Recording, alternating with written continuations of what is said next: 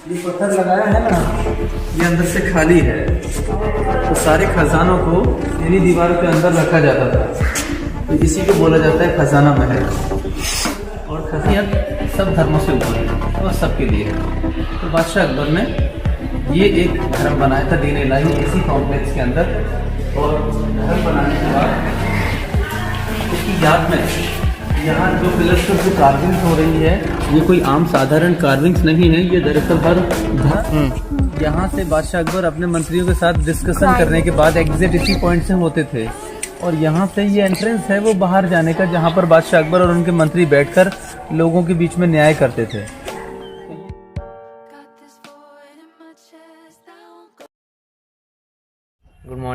Good morning from Mathura. আমাদের মথুরাতে এখন আমরা 4 ডে চলছে রানিং, আর আমরা যে 8 দিনের প্ল্যান করেছিলাম, আর এই 8 দিন ট্যুর প্ল্যানের মধ্যে অলরেডি আমরা 4 দিন স্পেন্ড করে ফেলেছি। মথুরা এবং হচ্ছে বৃন্দাবন ঘুরেছি, তার মধ্যে দিয়ে মোটামুটি 90% প্লেস আমরা কভার করার চেষ্টা করছি, যেগুলো ফেমাস প্লেস আছে। এবং এখন আমরা মথুরার যে হোটেলটা ছিলাম ওম গেস্ট হাউস, সেখান থেকে আমরা এখন চেক আউট করে নিয়েছি। এখন ঘড়ি কাটা বাজে হচ্ছে 12:15, আর আমরা রওনা দিয়ে দিয়েছি হচ্ছে আগ্রার উদ্দেশ্যে।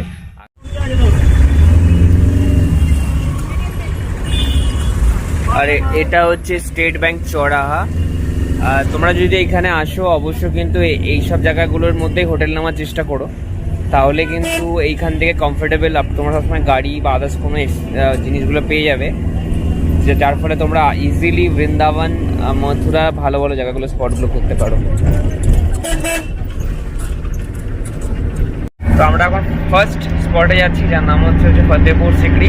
আর এইখানে যেখানে ছিলাম হোটেল থেকে ডিস্টেন্স হচ্ছে অ্যারাউন্ড 50 কিলোমিটার মতন। আর টাইম অ্যারাউন্ড যদি ঠিকঠাক করে যদি এখানে ট্রাফিক না থাকে তাহলে মোটামুটি 1 ঘন্টার মতন লেগে যাবে।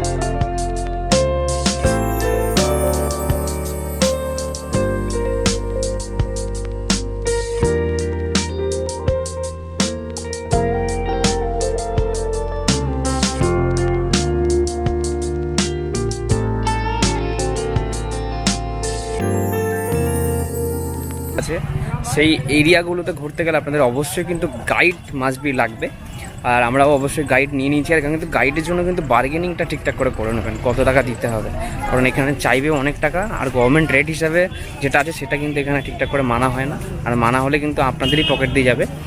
তাই গাইডের জন্য বার্গেনিংটা ঠিকঠাক করে নেবেন। এখান থেকে পার্কিং এরিয়া থেকে সিএনজি বাস বা টুকটুকি পাওয়া যায়, এখানে টুকটুকি বলে টোটোকে, সেই ওইটা ভাড়া করতে পারেন। আর আমরা এখান থেকে সিএনজি বাস করে যাব, মাথা পিছু পড়ছে 10 টাকা করে।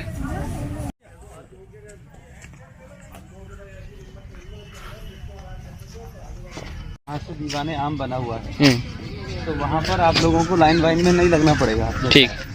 आपको वीआईपी गेट से एंट्री करा के पहले हम सीकरी विजिट कराएंगे आपको, जो बादशाह अकबर का प्राइवेट रेसिडेंशियल एरिया है। ओके।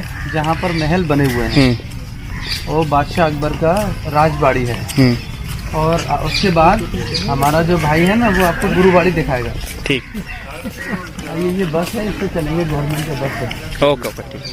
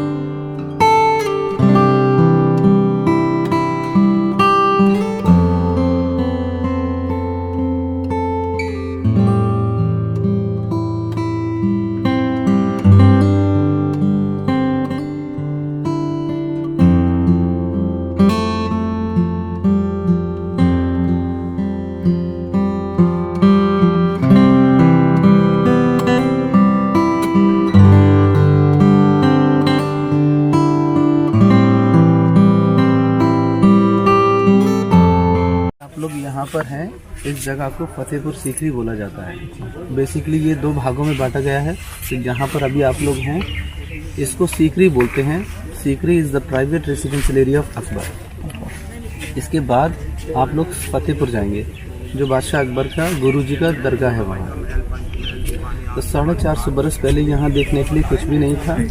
ये महज एक पहाड़ हुआ करता था और इस पहाड़ पर एक फ़कीर रहते थे जिनका नाम शेख सलीम चिश्ती था। और वहाँ बादशाह अकबर बैठे, 9 मंत्री वहाँ पर भी स्टेज बना। हाँ, वहाँ उनके बादशाह अकबर बैठे थे। अच्छा। और उनके 9 मंत्री हुआ करते थे, वो वहाँ बैठते थे 9 दरवाजे में। और आवाम जो थी, आम लोग जो थे वो वहाँ बैठते थे कॉरिडोर में। और बादशाह अकबर के पास एक हाथी था उस दौर में, वो वहाँ बांध दिया जाता था इसी रिंग के अंदर। हाँ, तो जो भी लोग क्रिमिनल होते थे उन्हें हाथी के आगे पटक दिया जाता था और वो हाथी 5 से कुछ हल्के से मारता था। तो उस दौर में इस तरह की सज़ा दी जाती थी। तो it's like execution, death by elephant. तो ये उस ज़माने का दीवाने आम है, फॉल ऑफ पब्लिक ऑडियंस। इसके बाद हम अंदर चलेंगे दीवाने खास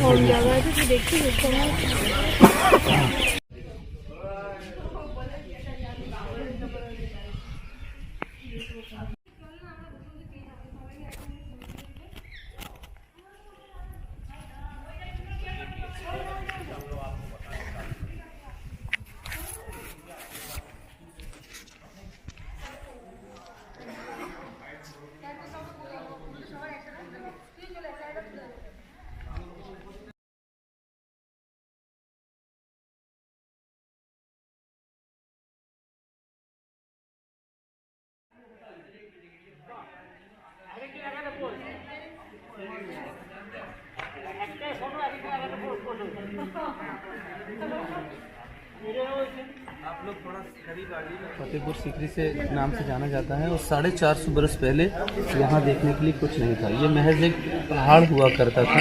अरावली की नाम आपने सुना होगा। So this is one of the Aravalli hills was available here. और इसके बाद में राजस्थान की सीमाएं लग जाती हैं। तो इस पहाड़ के ऊपर एक फ़कीर रहते थे जिनका नाम शेख सलीम चिश्ती था, जो लोगों के लिए दुआएं करते थे उस दौर में।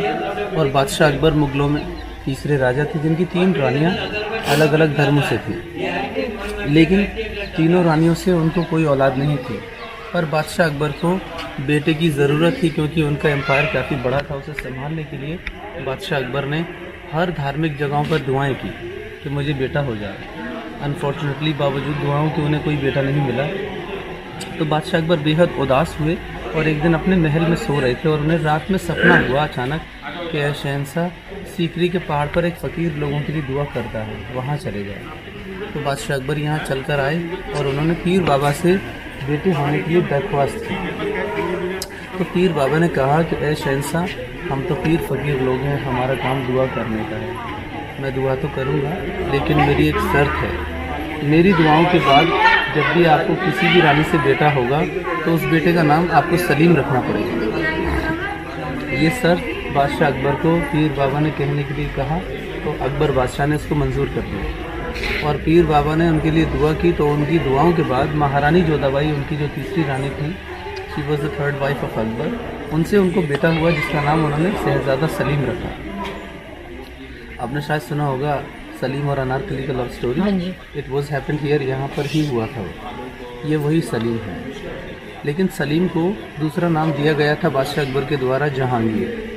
जब वो 15 बरस के हुए तो बादशाह अकबर ने उनका दूसरा नाम रखा जहांगीर। जहांगीर के मायने होते हैं जहान का बादशाह, जहां का बादशाह। बेटा मिलने के बाद Akbar was really very happy and he decide to live here and this place becomes the second capital of Akbar. और उन्होंने इस किले को 1570 में शुरुआत की थी बनाने की, और 1582 में इसको बनाकर तैयार किया, यानी 12 सालों के अंतर्गत it's all took to build in 12 years. और इसके बाद उन्होंने यहाँ 4 साल और राज किया, यानी टोटल जीवन के 16 साल यहाँ पर बिताए उन्होंने। तो बाहर जो देखा था वो दीवान आम था, जहाँ बैठकर बादशाह अकबर आवाम के सामने अपना न्याय करते थे, और ये है दीवान खास। न्याय करने से पहले बादशाह Akbar was illiterate king, like uneducated he was. तो उनके पास 9 मंत्री हुआ करते थे जिनको नवरत्न के नाम से जानते हैं। आपने नाम सुने होंगे, राजा टोडरमल, बीरबल, तानसेन, मुल्ला दो प्याजे, अबुल फजल फैजी, अब्दुल रहीम खान खाना, ये सब उनके मंत्री हुआ करते थे। तो बादशाह अकबर अपने मंत्रियों के साथ यहाँ बैठकर उनसे मशवरा किया करते थे। मशवरा लेने के बाद जो भी जजमेंट होता था उसे जाकर कोर्ट में आवाम के सामने पेश करते थे। और जो लोग क्रिमिनल होते थे, someone have a big crime, तो that guy killed by elephant, लोगों के सामने। तो इस तरह का पनिशमेंट उनको दिया जाता था। तो ये जो महल है दीवाने खास है। तो दिस इज, मैं आपको फर्क बताता हूँ दीवाने आम और दीवाने खास में। दीवाने आम इट्स लाइक पब्लिक, यानी लोगों के लिए, आवाम के लिए, और ये दीवाने खास है खास लोगों के लिए। तो this was used as a parliament house of Akbar. ये दिखने में 2 मंजिल है, लेकिन अंदर से आप देखेंगे सिर्फ एक ही मंजिल है, बिकॉज एक पिलर पे इसके 2 मंजिल बनाए गए हैं। मैं अंदर से आपको दिखाना चाहूँगा।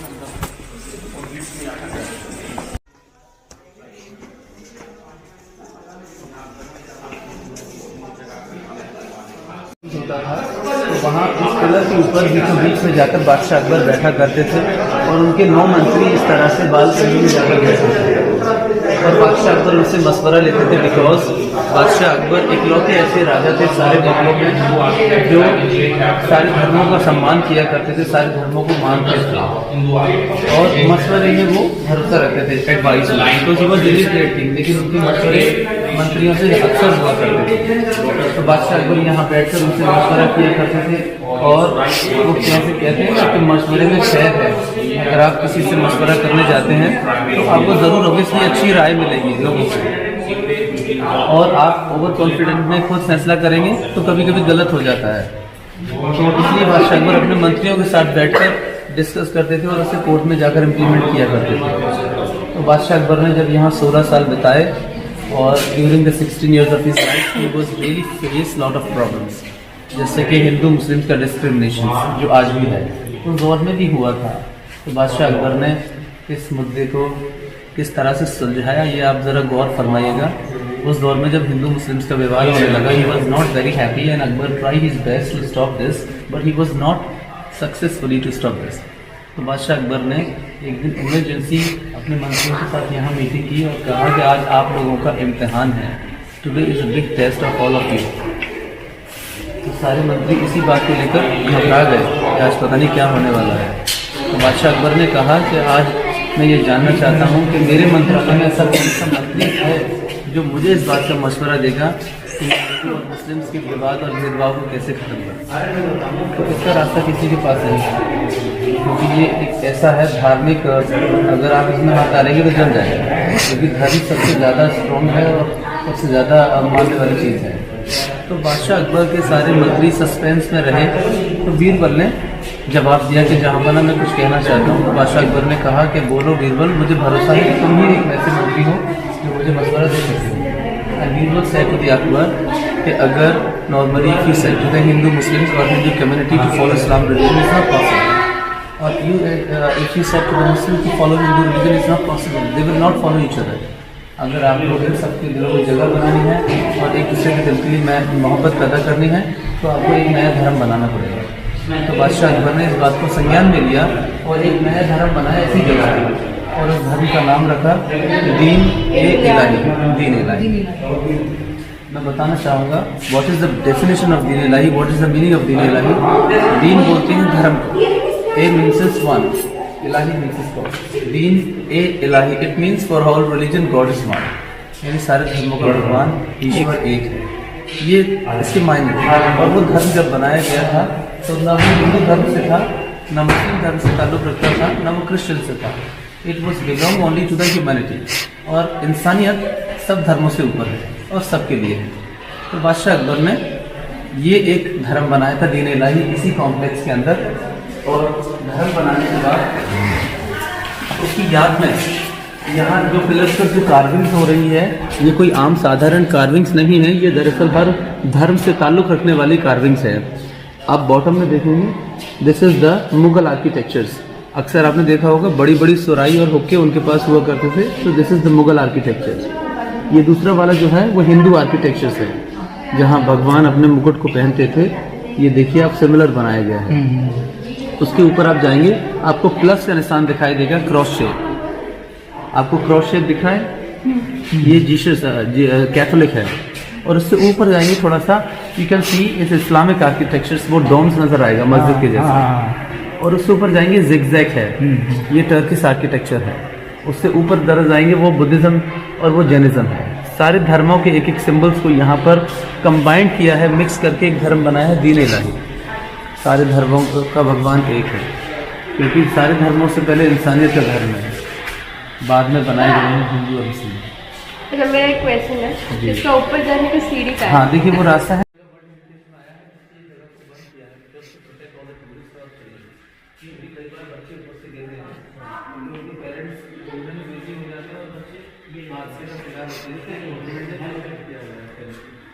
किसी हादसे का सामना न करना पड़े किसी भी माँ बाप।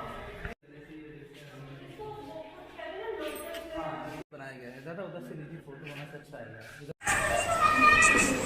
ये बादशाह अकबर से भी पहले का गांव था जो अभी भी बसा हुआ है, और जो हाथी बादशाह अकबर इस्तेमाल करते थे कोर्ट के अंदर क्रिमिनल्स के खिलाफ, उसकी नेचुरल डेथ होने के बाद उसको वहाँ दफनाया गया है। नीचे पर ये पत्थर लगाया है ना, ये अंदर से खाली है, तो सारे खजानों को इन्हीं दीवारों के अंदर रखा जाता था। तो इसी को बोला जाता है खजाना महल। और खजाना बादशाह अकबर का बॉक्सेस होते हैं ना, उसमें रखा जाता था, और खजानों को इसी महल की दीवारों में रखा जाता था।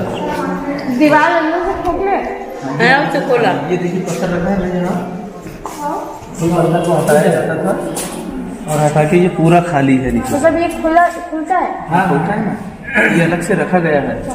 अगर कोई चीज़ होगा तो ये खुल जाएगा। आपको दूसरा दिखाऊंगा, वहाँ खुला हुआ है। तो ये खजाना महल है इस दौर में।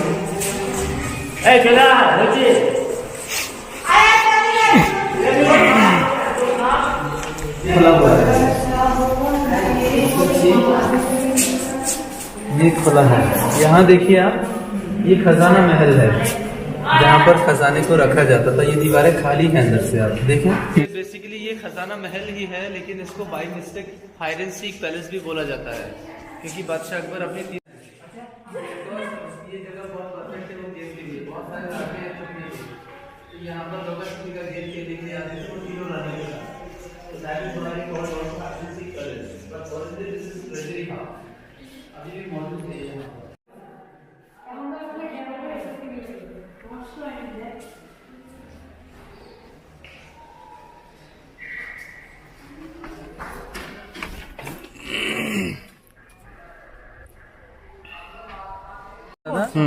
यहाँ से बादशाह अकबर अपने मंत्रियों के साथ डिस्कशन करने के बाद एग्जिट इसी पॉइंट से होते थे, और यहाँ से ये एंट्रेंस है वो बाहर जाने का, जहाँ पर बादशाह अकबर और उनके मंत्री बैठकर लोगों के बीच में न्याय करते थे। तो ये जाने का रास्ता है और वहाँ उस तरफ से आउटसाइड वाला एरिया है। ओके।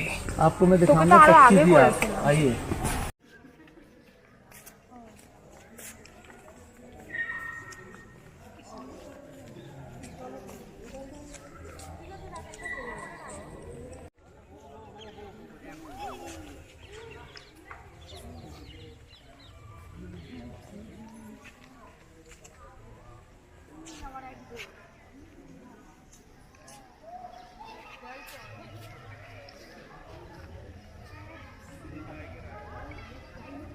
इस जगह को 25 ही बोला जाता है। इसके चारों तरफ आप देखेंगे बॉक्सेस नजर आएंगे इस तरह से, जहाँ पर ये हैं। तो उस दौर में ये एक गेम था जो बादशाह अकबर अपनी रानियों और दासियों के साथ खेलते थे।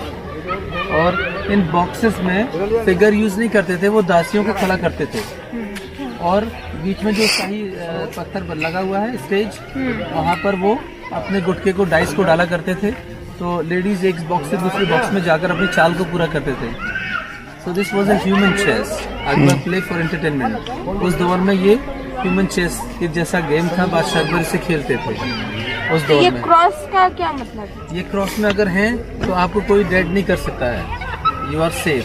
जैसे लूडो में होता है ना, चेस में होता है, ये सेफ लाइन है यहाँ पर खड़ा होना। और इसके बाद वहाँ से अपनी चालों को पूरा किया जाता था। तो ब्लैक, वाइट, ब्लू और अलग अलग कपड़े पहनकर दासियाँ खेलती थी एक सिंबलाइजेशन के रूप में, क्योंकि फिगर्स अलग अलग रंग की होती हैं। और ये जो सामने है वो पंच महल है, जो 176 पिलर्स पे सपोर्ट करके 5 मंजिल बनाया गया है। और बादशाह अकबर अपनी पसंदीदा रानी महारानी जोधाबाई के साथ ऊपर वाले माले पर जाकर सनराइज और सनसेट का आनंद लेते थे। और जैसे करवा चौथ का व्रत और जो दूसरे चांदों की रस्म रिवाज हैं वहाँ से पूरा करते थे। तो ये पंच महल है। यहाँ को 2-3 फोटो खींचेंगे अभी। फोटोग्राफर बना कर दे देंगे आपको। आप यहाँ बैठे पार्लियामेंट हाउस याद बात है।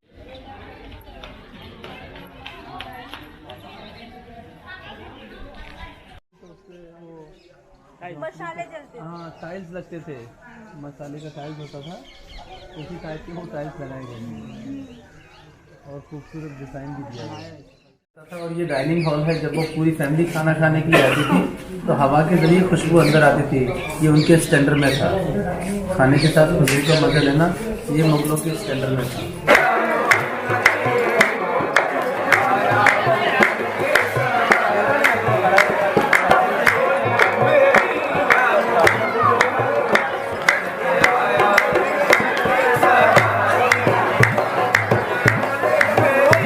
Yeah.